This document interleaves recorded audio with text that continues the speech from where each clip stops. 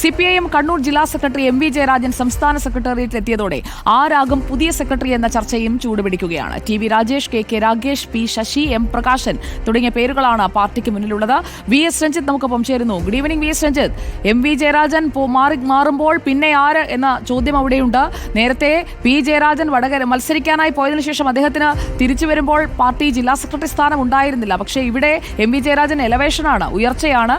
എന്നാൽ തിരികെ ആ സ്ഥാനത്ത് ആരായിരിക്കും ജില്ലയിൽ വരിക? അതിൽ ഇപ്പോൾ ഏതെങ്കിലും ഒരു പേരിലേക്ക് ഉറപ്പിച്ചോ?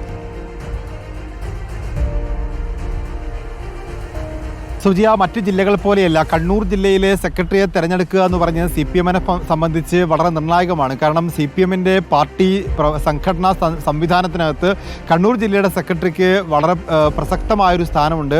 AV കുഞ്ഞമ്പ് മുതൽ P ജയരാജനും MV ജയരാജനും വരെയുള്ള ലിസ്റ്റ് പരിശോധിച്ചാൽ അതിൽ പിണറായി വിജയനും ചടയൻ ഗോവിന്ദനും MV രാഘവനും T ഗോവിന്ദനും ഉൾപ്പെടെ വലിയൊരു ലിസ്റ്റാണ്. എന്ന് പറഞ്ഞാൽ കേമന്മാരുടെ പട്ടികയാണ് കണ്ണൂർ ജില്ലയിൽ നിന്നുള്ളത്. പാർട്ടിയിൽ ഏറ്റവും താക്കോൽ സ്ഥാനങ്ങളിലേക്ക് പിന്നീട് കയറിപ്പോയിട്ടുള്ളവരെല്ലാം കണ്ണൂർ ജില്ലയുടെ സെക്രട്ടറിമാരായിട്ടുള്ളവരാണ്.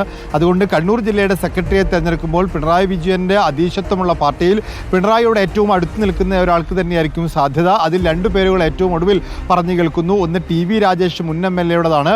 അദ്ദേഹം അവിടെ ഇപ്പോൾ ഏരിയ സെക്രട്ടറിയാണ്. അതോടൊപ്പം KK രാഗേഷ് MP-യുടെ പേരുണ്ട്. KK രാഗേഷ് മുൻ MP ആണ്.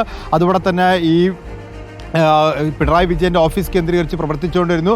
സീനിയോറിറ്റി നോക്കുകയാണെങ്കിൽ KK രാഗേഷിന് തന്നെയാണ് സാധ്യത. അതല്ല TV രാജേഷും DYFIയുടെ മുൻ നേതാവ് എന്ന അർത്ഥത്തിലൊക്കെ വലിയ തോതിൽ സംസ്ഥാന വ്യാപകമായി സ്വാധീനമുള്ള ഒരാളെന്ന അർത്ഥത്തിലും MLA എന്ന രീതിയിലുള്ള പ്രവർത്തനമൊക്കെ പരിഗണിച്ചാൽ TV രാജേഷിനും ഒരു സാധ്യതയുണ്ട്. സംസ്ഥാന സമിതി അംഗങ്ങളായി കണ്ണൂരിൽ നിന്നുള്ള മറ്റുള്ളവർക്കും പ്രകാശം മാഷ് ഉൾപ്പെടെയുള്ളവരെ പരിഗണിക്കപ്പെട്ടേക്കാം എന്ന് പറയപ്പെടുന്നു.